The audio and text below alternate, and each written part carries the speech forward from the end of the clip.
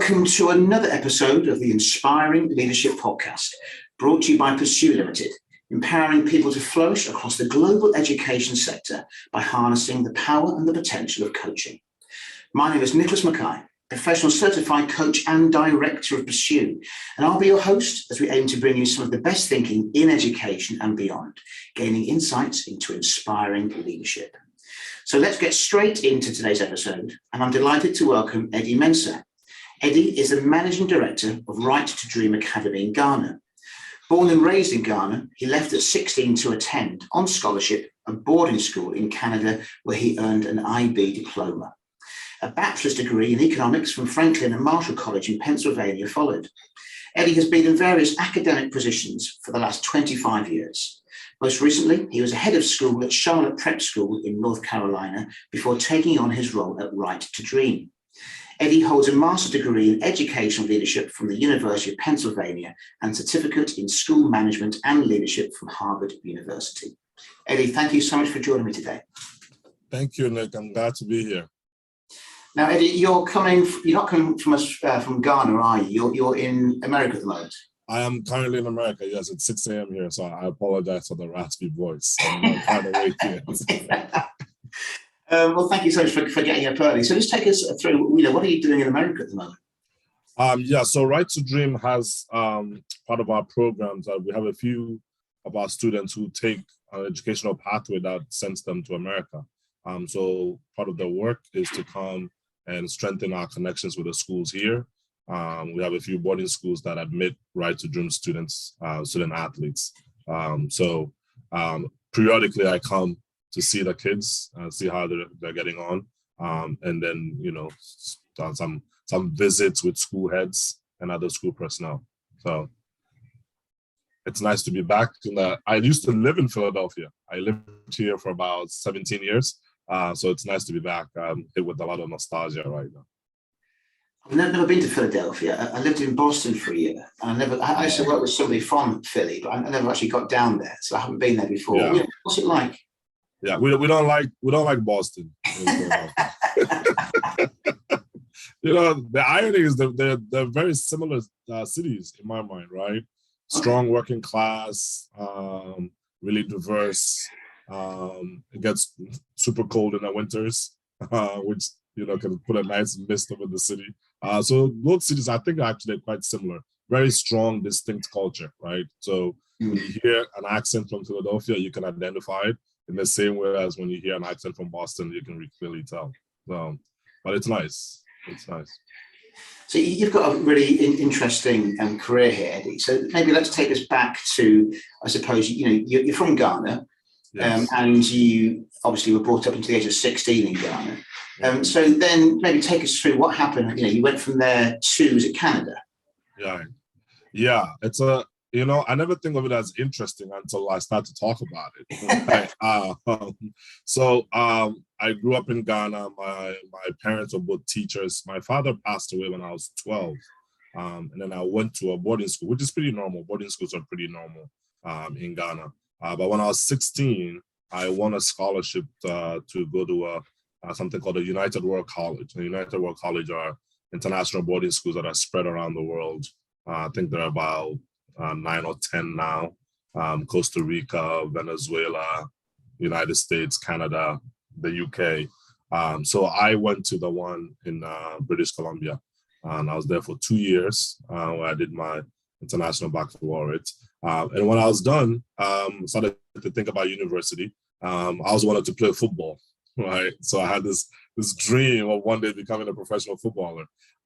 So I came to university in America. And, the football dream started to kind of dip as I realized my quality wasn't quite at the level it should be. But I enjoyed teaching. I really did. And again, the other part of the irony is that my mother was adamant that I should not get into education. Oh, really? Yeah. She said, you're not going to make any money.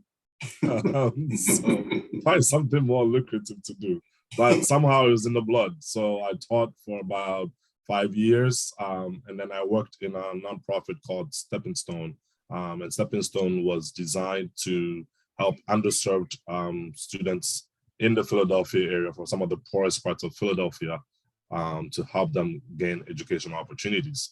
So I did that for quite a few years. It was probably the longest serving that I've been in any position. And then after a while, I was interested in getting back to a more traditional Orthodox, brick and mortar school. So I looked around, and for a change of scenery, I went down to Charlotte, North Carolina, where I was the head of middle school there for a while, and then became a head of school. But then Right to Dream came along. So I don't know how much time you have. Right to Dream, in my mind, was a godsend, because I've been thinking about how I'd return to Ghana, right? I've been away for over 25 years, and obviously my family's there, my mother is there, my two brothers are there. And how do I find a way to get back in a way that makes sense, right? Because there's a bit of a reverse culture shock each time I go, and if I want to settle there, and I'm so used to all of the the processes in America, how do I shift back into Ghana? But I also wanted to get back in a meaningful way. So I kind of happened to find out about Right to Dream through one of my former students. And here was an institution that was doing something very similar to what we did at Stepping Stone, helping underserved students who have high potential and talent, who are willing to work hard. But in Ghana, using football as the tool. Well, remember my football dream, right? So it was like, this is perfect. This is made for me. I can watch football every day. I can bring my educational experience and leadership to bear, and I could be home. I could be an hour away from where my mother lives. So, the conversation with my wife went a little bit like this. So Right to Dream, where we've been visiting? Yeah, they've offered me a job, and I need to think about it. And she rolls her eyes and goes, yeah, you're going. We are definitely going. It's a done deal. It's a done deal. So yeah, in 2020, we packed up the family and moved to Ghana, which is where I'm based right now. And it's been wonderful. It's been wonderful. It's a highly stressful, highly fulfilling job, but it fills my soul, right? The work that I was doing here in America was wonderful, and I really enjoyed it. But when having the opportunity to be home near my roots has been incredible. So you mentioned about fulfilling, your soul. So what about your current role, Eddie? Does that to you? Yeah. So I have this theory that if you find the thing that you believe you have been put on this earth for, it will really, you live in a way that's irrespective of circumstances, right? You live content, you still have ups and downs, but if you have that core sense of what you've been put on this earth for. And my personal belief is that I have this really strong affinity for the word justice, right? I feel like the work that I've been doing in education, the work I did at Stepping Stone, is that I would like for my legacy to reflect that everything I did helped to make the world a little bit more fair. I think it's unfair that not everybody who has the talent and is willing to work hard gets their just rewards. And so the students that I work with are folks that I think, man, the world, the way it's set up, does not give them a fair shake.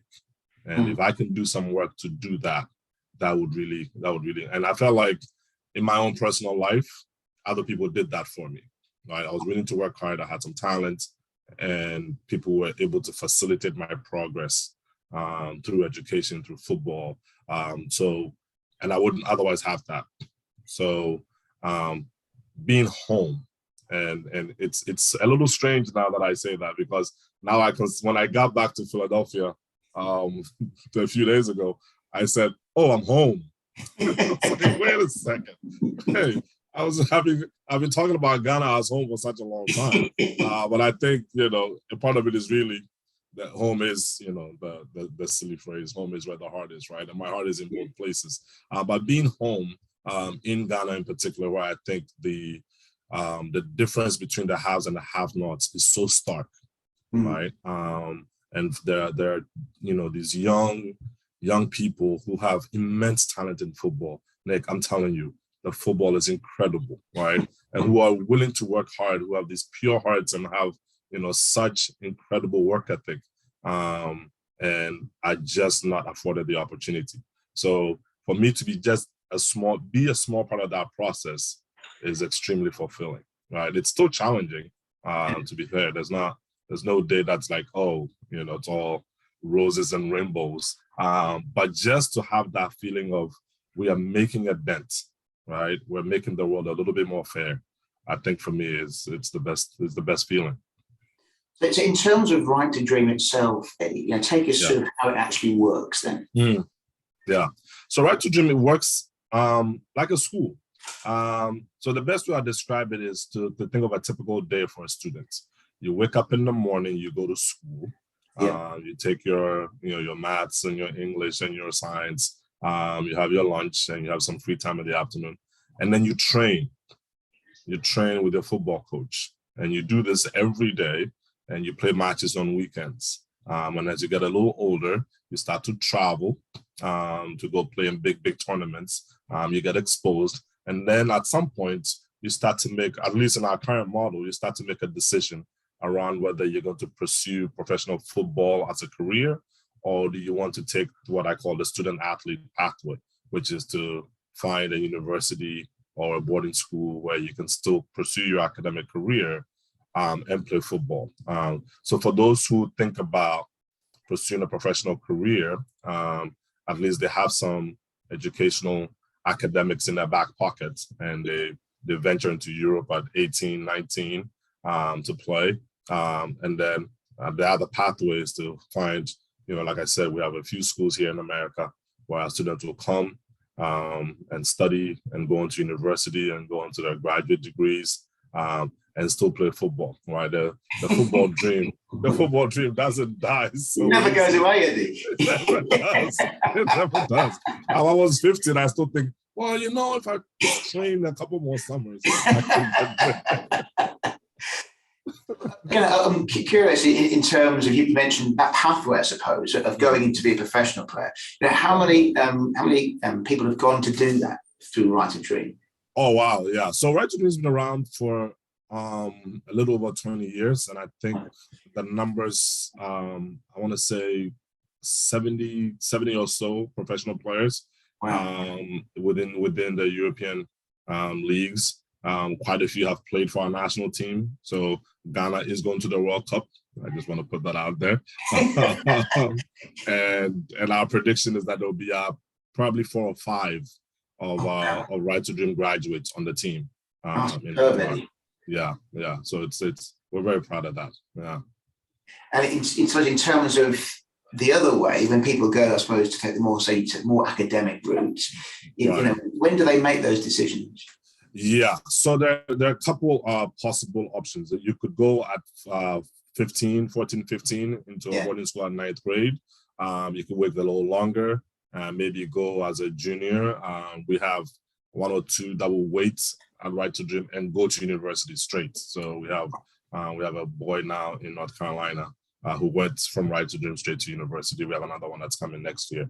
So there are kind of entry points, but you also want, I think the positive around going earlier is that you have, if you go to high school before university, you have a good amount of time to get acclimatized to the culture here before you go play in college, and it gives you a longer runway. But then there's some folks who may maybe not be ready right away, right? And so they can take their time and then come to university. And I would say 99% of them will play in university, and quite a few will play afterwards. So we have a few players who are playing in Major League Soccer in America. Yeah. So the whole thing really is framed around that football piece. Right. But the beautiful thing about America is that, you can really be a student athlete, right? So you can be, I'm in Philadelphia right now. We have a student at the University of Pennsylvania. So not only is he playing football, he's got an Ivy League education, right? Yeah. We have one of our boys who graduated from Stanford, played at Stanford for 3 years. He's getting his degree. soon, and he's playing in Major League Soccer. So in my mind, that's the advantage that America has over a few different countries, that you can still get a world-class education while trying to pursue the football. And in terms of, say you're a young person in Ghana and you want to go through this pathway, how do you go about doing it? Oh, yeah. So I don't know who's going to hear this podcast, but I really, really, really need to emphasize, we don't charge money. There's been quite a few instances of fraud in Ghana. So what we do is we actually go scour the land. We have a scouting and recruiting department that will go the length and breadth of the country to the most remote parts. And we have trials. So we would look at thousands and thousands of students. We would select them. Then we'll have the next phase of trials. And then the final trials are actually on campus.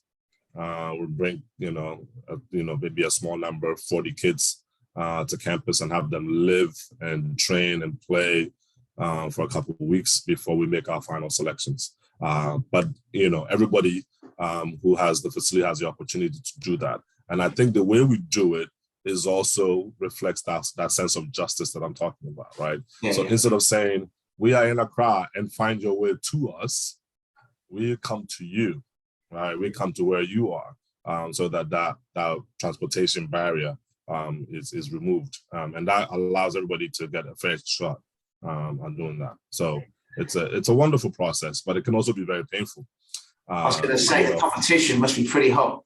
Oh, Nick, the most painful time for me is when we let go, right? Yeah. So we pick 40 students on campus, you get to know them, you get to know their story. And then because of the space limitations, we're only going to take 10 or 15. And to watch, a 12-year-old who thinks he's got a glimpse of his dream, right? And then they have to face disappointment. It's quite painful. Yeah, I can imagine. Yeah, I can imagine the competition. And if you're going out, bringing people back and having those games and that whole scouting thing, that's a fantastic opportunity. But there's going to be lots of people who may be a little bit disappointed as well for not making it. Right. And we do some academic testing as well. So that's part of the process, so that we can identify kids who have really strong academic leanings. But the third leg of the Right to Dream triangular stool is a character and purpose. You've heard me talk about how, finding what I think I was put on this earth for allows me to live a more fulfilled life. We try to talk to these kids about that. So a character education program is really strong because that we're talking about it in two parts. One is sort of, what are the behaviors that allow you to be more successful? But then also, how do you develop your identity on a personal level and in a cultural, environmental level, in a community level, that allows you to become, we have assemblies on Mondays, and I always say to the kids, you're more than a footballer, right? Because at 12, that's all they can think about is football. But, right? You're more than a footballer. So I repeat this mantra for them because part of what we're trying to do is have them see themselves as bigger than one thing, right? A football career is finite, right? And your life is much longer than that. And so what kind of purposeful life are you going to live through football and after football? Yeah, it's really interesting you say that, because I'm starting to do some work in professional sports in terms of coaching. I speak to a lot of rugby players at the moment, actually, right, who are thinking, who have a chat with you and talk to you about what they're doing after their careers, because they know in one bad tackle at the age of 22, 23, 24, that's it. And it's about what we're going to do to kind of put things in place potentially to plan for the future. So I suppose, how do you go about getting that across to kids who are like 12, 13, who their world is football? Right. And they think they're invincible. Like, I'll tell the stories of my injuries. They're like, no, it's not going to happen to me. It's not going to happen to me. I'll be fine. So I think, the idea is a bit about identity development, right? So that if you think of yourself as you're in a very narrow way, where, I'm a teacher and my whole identity then wrapped up in that. I'm a footballer, I'm a rugby player, and your whole identity is wrapped up in that. Then you run the risk then of not knowing what to do with yourself beyond that, right? But we know that we're much more complex than that as humans, right? And so allowing a process that helps students to discover more about themselves. So what we do on campus, I kind of oversimplified it with the school and football, but there are lots of different things that we do, lots of enrichment programs, lots of things that allow you to explore who you are as an individual from a, inside of youth standpoint, but then who are you in the community, right? So part of what Ghanaian culture is really about, I am because you are, we are because I am, right? There's that sort of synergy between the individual and the collective. So if you start to develop an identity that's more complex, then you understand that football is not the only. It may be the most important right now, but it's not the only, and allows you to think in a much more broader way. Yeah, I mean, it's really interesting because I was having a look at your website around this, and your manifesto in terms of world purpose, as you said, it kind of aligns everything that you said. Right. The one that stood out for me was rock the boat. That's right. I thought that's an interesting one to have in a manifesto. I love that, right? Rock the boat. Well, because I think we're trying to do, we're trying to kind of go against the orthodoxy, right? Because I think if we do the same things as we've been doing all along, and I've been in education for a long time, and I think it's probably one of the most change-averse industries. We are really good in academia about talking about the future and never actually really doing the things that we talk about. Right? We go to these workshops and conferences and talk about them, and then come back and do the same old thing. Right? Yeah, it's true. So I think Right to Dream tries to rock the boat to say, when I was growing up in Ghana, you were either a footballer or you were a student. You couldn't do both, right? Well, you could, but nobody allowed you to think in that way, right? Yeah. Footballers were those who played football, students were those who did that. So part of how we rock the boat is to do that. In Ghanaian culture, women and girls in sports is not encouraged, right? Nobody's, but we have a girls program where girls can play football and study and go into university and do all those things that part of our culture discourages, right? And so we rock the boat in that way. We think about our students who maybe when they end up in this industry of football, that can be very individualistic, right? And very materialistic. And the part of the understanding that we give them is to think beyond that. So we encourage our students to think about community service projects, give back projects, and there are multiple examples of our graduates doing that. That it says to folks, you're not going to look at a Right to Dream graduate in the same way as you would see some of the more traditional stereotypical athletes, right? And part of that is we're rocking the boat a little bit. So it's funny that you picked that one, because when I talk to the students about it, it's kind of a bit of a debate, right? Because rocking the boat is not comfortable. If you take it literally, it's not the most comfortable thing. Where we have parents that say to us when you go to school, don't rock the boat. School will tell you to do. Yeah. So I've had quite a few students who maybe go against the rule or not do exactly what I want them to do, and they'll say, I'm rocking the boat. Yeah, I can imagine, yeah. Brilliant. And in terms of, I suppose, people, you mentioned the Ghana national team, people alumni who've been through your programs. Do they come back and feed back into some of the stuff that you do? Yeah, that's the part that I think is the most wonderful piece of this, right? Is that you have, players, students, graduates who've gone on to big things, and even some who have not gone on to traditionally big things, who come back to campus regularly. Our campus is, it's home for them. And so when they come back, it's easy, it's informal. They sit with students, they talk to them about their experiences, and our kids just love that and love that. And then, the cycle continues. And then when they graduate, they come back to do that. So it's wonderful. At Christmas, when a lot of the European professionals are home, our campus is flooded with our graduates. In the summer, when the US schools are on break, our campus is flooded with graduates. So it's wonderful to see that. Yeah, that's fantastic. It must be great for the people coming through to see those people back in as well. That's right. Yeah. We have a nice wall on campus that has pictures of our current students and then pictures of graduates, and it's a world map, and you can see where our graduates are around the world. And you'll see, especially our new students, will spend a lot of time just standing there staring and staring at it. I love it. Right? That's the look. That's the look. Yeah.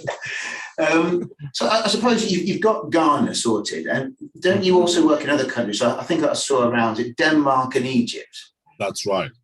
So we Right to Dream owns a Superliga team in Denmark, right, which provides another pathway for our top footballers. And it's called FC Northland, and they also have an academy there as well. So there's a nice opportunity for synergy between, a U17 player from Ghana and a U17 player from Denmark. And recently we got a nice investment from a Mensah family in Egypt, who have become part of the Right to Dream family. They're now the majority investors. And part of that vision is to build an academy in Egypt. And so that's in progress. And the academy will begin this fall in September. So we're really excited for that. And then we're looking to see where else the Right to Dream lights could shine. That's great. I remember many years ago when I was working in Cairo, I went to see, I think it was Ali versus Zamalek, a local Cairo derby of football, and it was mad. Yeah, I mean, you should have an episode, Nick. I know this is not your area, but an episode on derbies around the world. I feel like somebody should do something about, right? What is it that causes two teams, two factions in the same city who outsiders can't tell the difference, but in the stadium become the fiercest rivals? It's insane. It is, yeah. What's the one in Ghana? It's Hearts and Kotoko. And so Hearts is in Accra and Kotoko is in Kumasi. And I'm a Hearts supporter. And my younger brother is a Kotoko supporter. So if that on the day of that game, I don't know who he is. I don't like him. I don't recognize him. I don't recognize him. Yeah, it's really interesting. Many years ago, actually, I went to Ghana. My mother used to work in Lomé from school in Lomé, and I went to see her. I met her in Accra, and then I think we went along to Cape Coast and El Nido and things. Fantastic coastline. Yes, and, Cape Coast is where I'm from. Yeah. Oh, really? Yeah, that's where my parents are from. Oh, right. Yeah. Yeah, I really enjoyed it. And then I came back to Accra, and actually, I've still got it, and I still play it. And I've got a djembe, which I got from Accra, and it's nice. It's brilliant. And I still play it now with a guy from Senegal. Actually, he has like a drum circle, and I always bring it. It needs reskinning, but I always remember that coming back before the airport, going to this huge kind of tents around the place, and all these guys were carving these djembes. That's right. Brilliant. Nick, you just went up in my estimation. That was many years ago, Eddie. I mean, I'm talking like 15, 20 years ago there. But I also remember, because when you go around with these places, you always notice things around people wearing football kits, don't you? Yes. And, you can see how much people are into football all over the world, wherever you go. Right. It's the universal language, isn't it? Right. Yeah. I've been to places. When I first moved to North Carolina, I moved to Charlotte, and I didn't know anybody.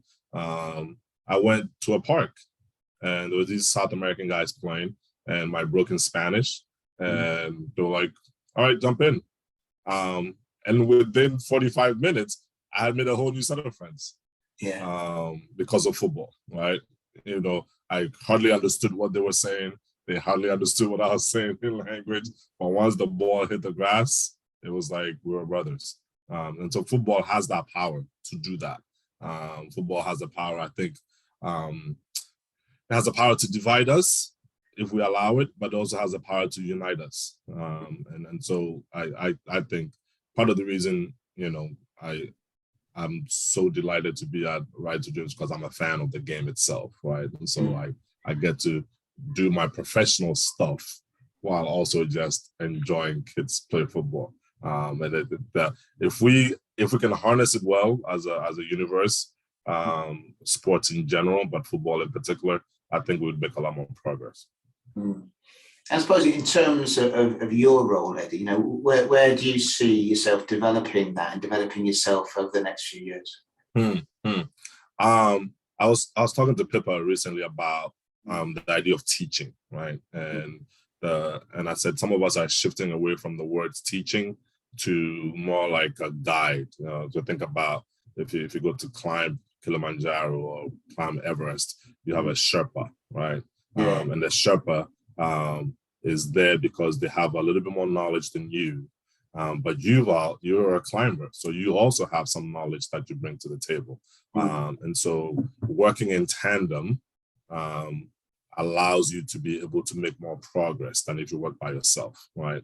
So I try to think of myself as I'm trying to become more of a Sherpa, in which I facilitate the process using my experience for other leaders to grow. So if I think about philosophically what we're trying to do at Right to Dream is to produce purpose-minded, strong character, talented student athletes, boys and girls who will come and make a difference for themselves and in their communities. How do I help the people that are around me, the staff that are around me, see that vision and help the students get there? So that's a very general answer to your question, but that's so, right? I don't know if it's specific enough, but that's sort of where my thinking is currently, is that in the next 5 years, I want my staff, I want all of the Right to Dream staff that work around me to think of themselves as Sherpas, as coaches, as guides, while they develop themselves, right? Because that's the other part, right? The Sherpa is also climbing the mountain with you. So they are also developing themselves. So how do I become better as a leader so that folks around me can also become better leaders? I think we as much as we talk about leadership, I think we still underestimate the importance of it for progress, for success. And so I'd like to become a better one.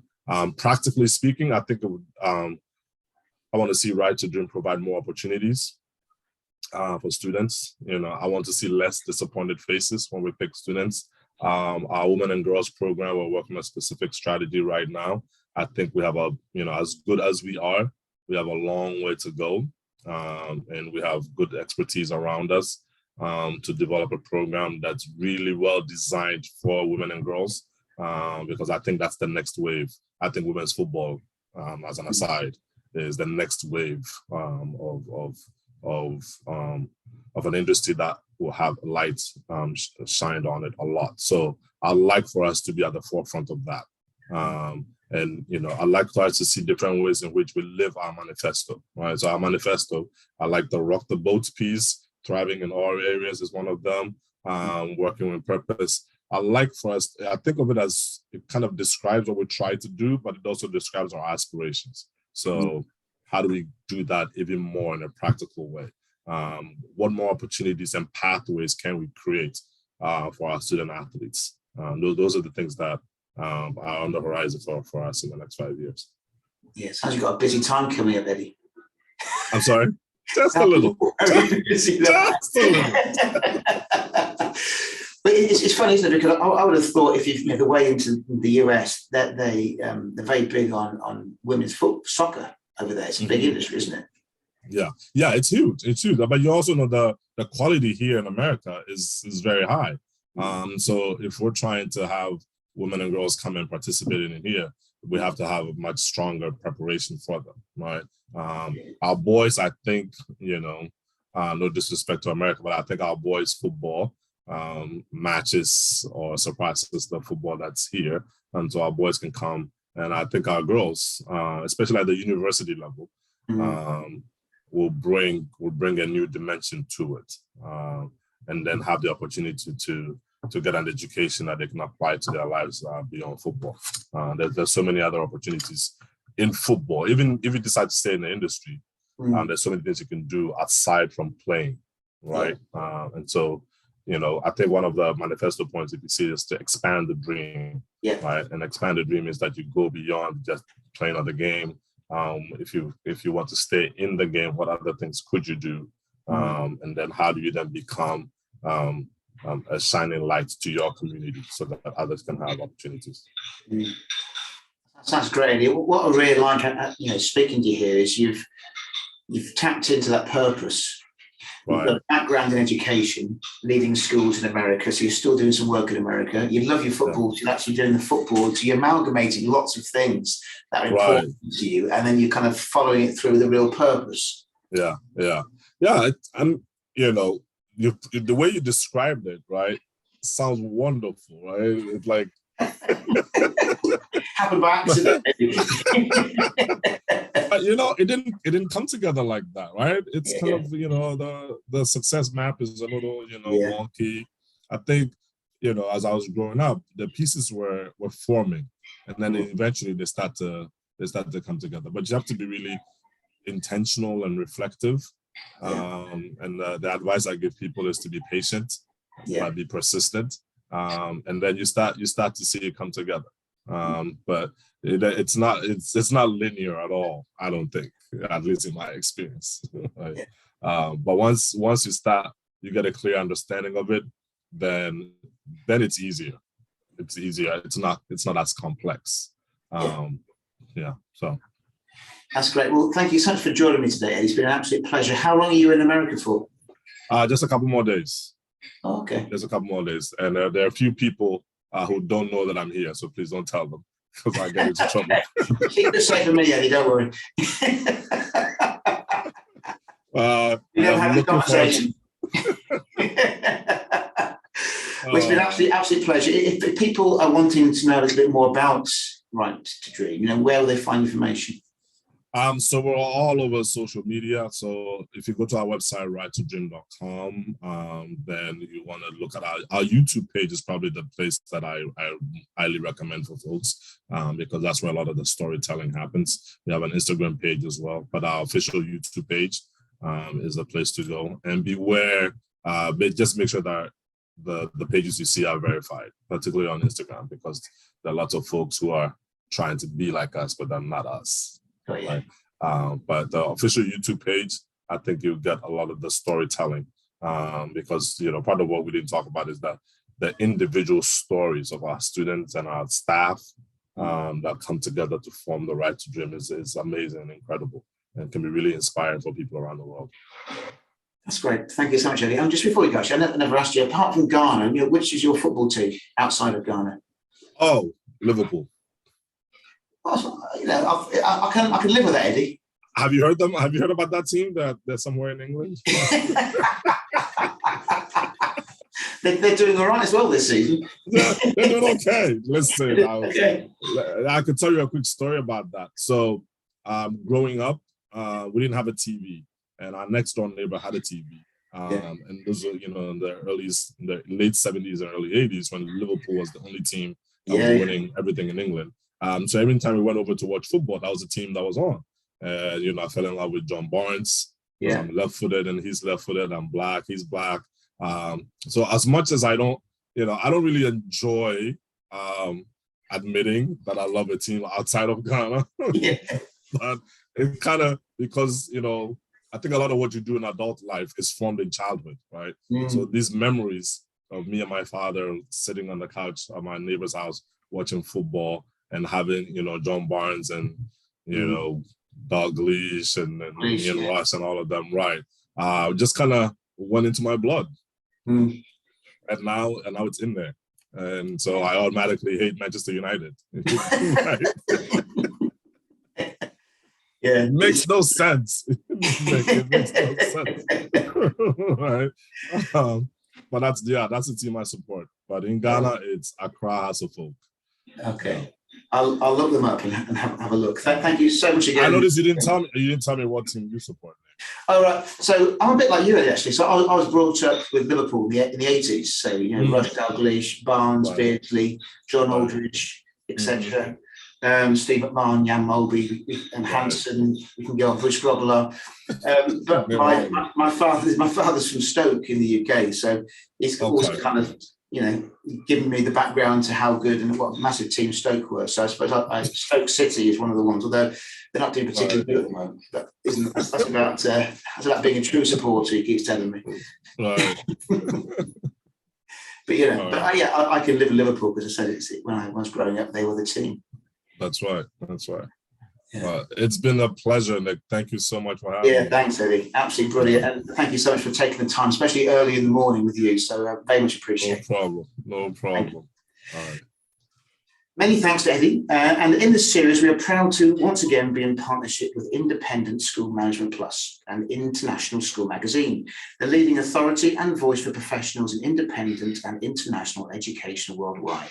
So if you'd like to watch the video of today's podcast, please head over to schoolmanagementplus.com. And if you're interested in partnering with Pursue through our suite of individual, team and school-wide coaching culture awards, please send me an email at hello@pursue.com or visit our website, pursue.com. You can also follow me on LinkedIn and Twitter at Nicholas Mackay or Pursue. Bye for now and look forward to speaking to you again soon.